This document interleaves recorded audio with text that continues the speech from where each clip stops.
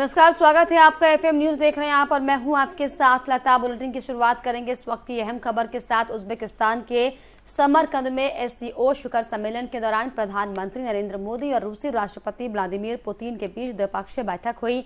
इस दौरान दोनों नेताओं के बीच आपसी सहयोग को लेकर भी चर्चा हुई है। इसके ठीक पहले प्रधानमंत्री नरेंद्र मोदी ने तुर्की के राष्ट्रपति रजब तैयब एर्दोगन से मुलाकात की थी। रूसी राष्ट्रपति पुतिन ने इस दौरान कहा कि वो जानते हैं कि यूक्रेन में संघर्ष को लेकर भारत की क्या स्थिति है। साथ ही साथ वो ये भी जानते हैं कि भारत इसे लेकर चिंतित है। उन्होंने कहा कि वे यूक्रेन में क्या कुछ हो रहा है इसकी पूरी जानकारी देंगे। इस दौरान प्रधानमंत्री नरेंद्र मोदी ने व्लादिमीर पुतिन और यूक्रेन का आभार व्यक्त किया। उन्होंने कहा कि जब संकट काल में हजारों भारतीय छात्र यूक्रेन में फंसे थे तब रूस और यूक्रेन की मदद से हमारे छात्रों को हम वहां से निकाल सके। उन्होंने ये भी कहा कि आज का युग युद्ध का नहीं बल्कि कूटनीति का है। उन्होंने कहा कि एससीओ को हमारे क्षेत्र में विस्तृत, लचीला और विविधतापूर्ण आपूर्ति श्रृंखला विकसित करने के लिए प्रयत्न करने चाहिए। इसके लिए बेहतर संपर्क की आवश्यकता तो होगी, साथ ही साथ ये भी महत्वपूर्ण होगा कि हम सभी एक दूसरे को पारगमन का पूरा अधिकार दें।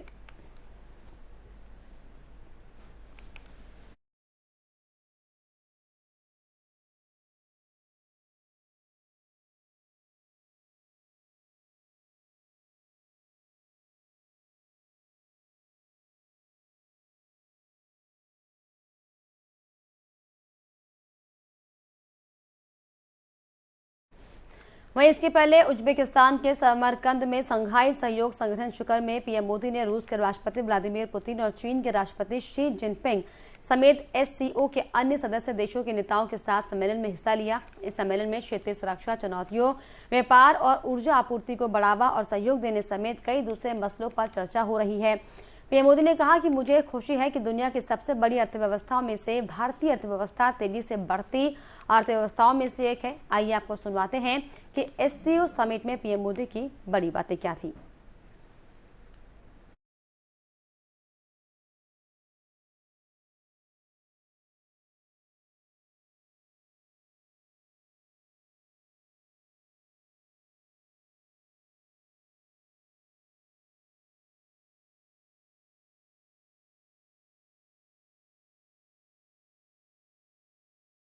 पूरा विश्व महामारी के बाद आर्थिक रिकवरी की चुनौतियों का सामना कर रहा है।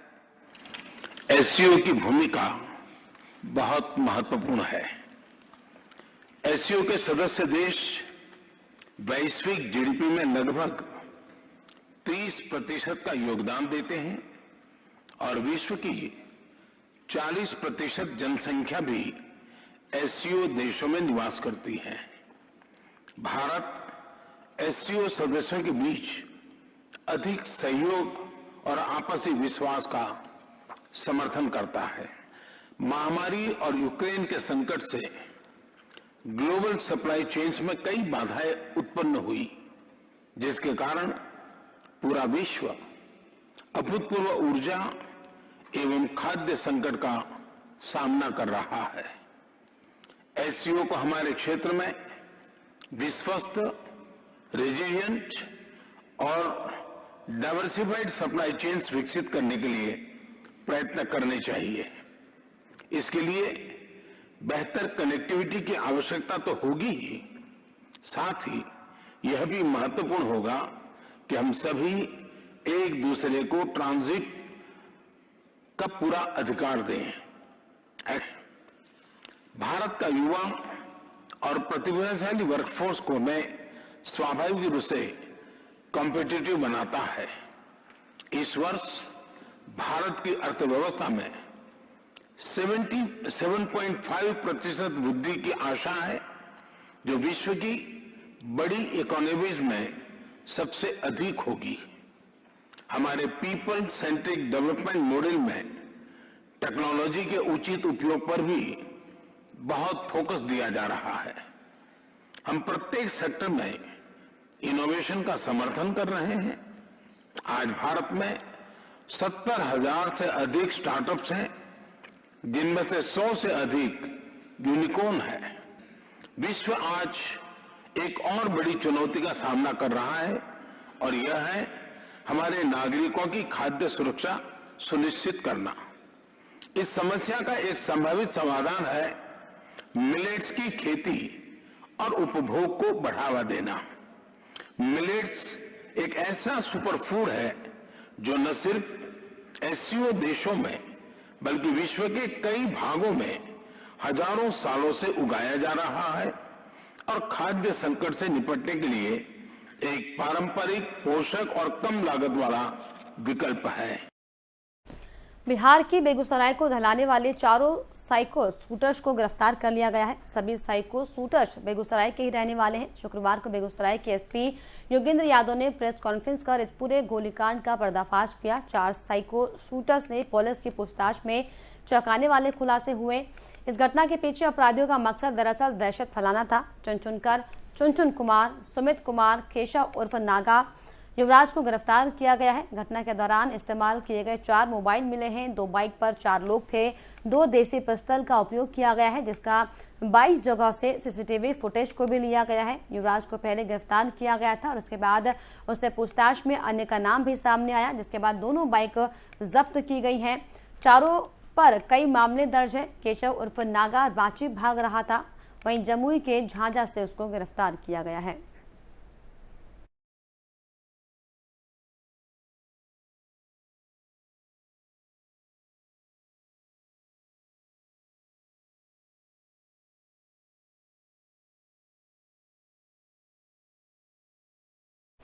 नीतीश कुमार के बयान पर बिहार के पूर्व सीएम सुशील मोदी ने टिप्पणी की है। उन्होंने कहा कि नीतीश कुमार की भाषा हैरान करती है। क्या कुछ कहा, आपको सुनाते हैं। जिनको अपने राज्य में 43 सीट पर जो सिमट गए, जिनके पास 16 सांसद अगली बार 2 भी रहेंगे कि नहीं रहेंगे पता नहीं है, तो घोषणा करने में क्या लगता है। और जब लालू जी थे रेल मंत्री और 10 साल यूपी की सरकार थी, तो बिहार को विशेष राज्य का दर्जा क्यों नहीं दिलवाया। और नीतीश जी भी तो लंबे समय थे ना रेल मंत्री और केंद्र में मंत्री। अब तो विशेष राज्य की अवधारणा ही खत्म कर दिया। नीतीश जी ने रघुराम राजन कमेटी का गठन किया था। उस रघुराम राजन कमेटी ने ही यह कह दिया कि स्पेशल कैटेगरी स्टेट की अब आवश्यकता नहीं है, तो देश में कोई भी राज्य नहीं है। इसलिए कुछ ना कुछ बोलते रहना, मीडिया में बने रहना, पब्लिसिटी मिलती रहे। और नीतीश जी जिस प्रकार की भाषा का प्रयोग कर रहे हैं वो बहुत ही आश्चर्यजनक है। प्रशांत किशोर को तुम ताम की बात तुम ताम से संबोधित कर रहे हैं, आरसीपी सिंह को तुम ताम कर रहे हैं, अंड बंड, कल गधा शब्द का प्रयोग कर दिया। तो ये उनकी हताशा और निराशा का परिचायक है। जब कोई आदमी अपना कॉन्फिडेंस छोड़ देता है, उसका कॉन्फिडेंस विश्वास कम हो जाता है, तो गाली गलौज पे उतर आता है। वो हर चीज़ को जातीय रंग देने का प्रयास करता है। तो इसलिए मुझे बहुत दुख है कि नीतीश जी और इस स्तर पर गिरकर बयानबाजी उन्होंने। बिहार के बेगूसराय में गोलीबारी के बाद विपक्ष लगातार सरकार पर हमलावर है। बीजेपी बेगूसराय की घटना की जांच एनआईए या फिर सीबीआई से कराने की मांग कर रही है।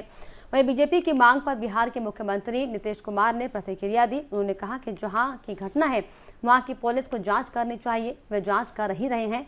जिन लोगों को पकड़ा गया है वही सारी बात बताएंगे। उन्होंने इसके अलावा क्या कुछ कहा, आपको सुनाते हैं। बेगूसराय को लेकर के बहुत सारी बातें हो रही है। बीजेपी के नेता लगातार आरोप भी लगा रहे हैं। उसमें कुछ लोगों का नाम आया है जिसको लेकर ये कह रहे हैं कि ये गलत है, इन्वेस्टिगेशन सीबीआई या एनआईए से बात होनी चाहिए। बहुत तरह की बातें सामने आ रही है। घटना घटी है जहाँ पर, तो वहाँ का न करेगा पुलिस वाला जांच, वो जांच कर ही रहा है।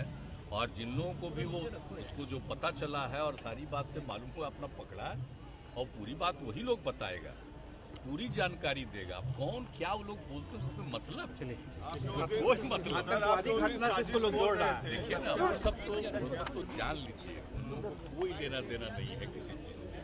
वो तो ऐसे ही बोलते रहना है। और यहाँ पर कितनी कार्रवाई होती है, नहीं ऐसा नहीं लग रहा कि पटना के गांधी मैदान। ऑल इंडिया मजलिस ए इत्तेहादुल मुस्लिमीन यानी कि AIMIM ने आज जुमे की नमाज के बाद राष्ट्रीय एकता दिवस रैली का आयोजन किया। इस दौरान हजारों लोग तिरंगा लिए हैदराबाद के सड़कों पर दिखाई पड़े। असदुद्दीन ओवैसी खुद हाथों में तिरंगा लिए लोगों के बीच दिखे। रैली के बाद हुए जलसे में ओवैसी ने बीजेपी पर जमकर निशाना साधा।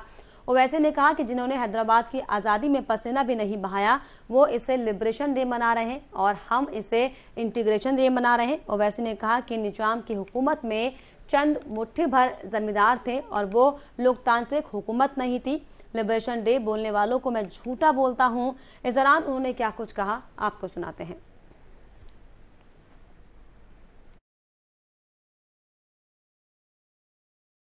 मैं आज इस जलसे में खड़े होकर इस बात को साफ और वाज़ेह तौर पर कह रहा हूं कि ये जो मजलिस इत्तेहादुल मुस्लिमीन है, हमारी लड़ाई सियासी है और सियासी रहेगी।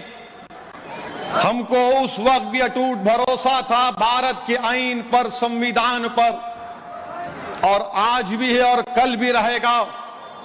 जिन लोगों के दिलों में इस तरह की बातें पैदा होती हैं, मैं इनके ताल्लुक से सिर्फ इतना ही कहूंगा कि आप जाकर अपने दिमाग का इलाज करा लो। हमको मजलिस इत्तेहादुल मुस्लिमीन को, सरजमीन दक्कन पर बसने वाले गयूर मुसलमानों को, हिंदुओं को, दलितों को, बीजेपी आरएसएस से हमको कोई तुम्हारी वफादारी के सर्टिफिकेट की जरूरत नहीं है। लोगों को एक करना है, लोगों को एक करना है, दिलों को मिलाना है। मगर बीजेपी दिलों को तोड़ने का नाम, बीजेपी लोगों में नफरत पैदा करना चाहती है। और मैं आज खुलकर कह रहा हूं कि निजाम की हुकूमत थी और निजाम की हुकूमत में निजाम ने मंदिरों को पैसे दिए थे। अरे हमारा ताल्लुक निजाम से नहीं है, हमारा ताल्लुक मौलवी अलाउद्दीन से, तुर्रेबाज खान से, मुजाहिदीन आजादी से है।